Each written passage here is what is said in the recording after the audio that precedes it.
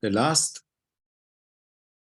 step in the appraisal is the evidence, is the valid and important evidence, of course, applicable for my clinical setting.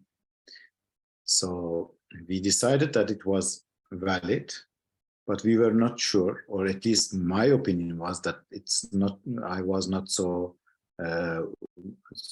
excited by the importance of the findings, by the hazard ratio, magnitude of the hazard ratios. But anyways, if it is valid and important, if you decide that this paper passed the first and second step, then you look for the applicability. And for the applicability, you must consider were the study patients and their management similar to those in your own practice.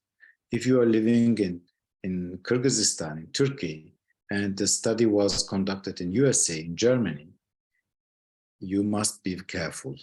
The patients, the demographic features, characteristics of the patients might not be similar to your own.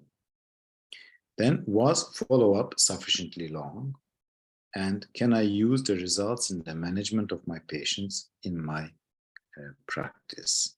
If you can answer yes to all of these, you should then consider discussing this evidence or applying this evidence to your patients.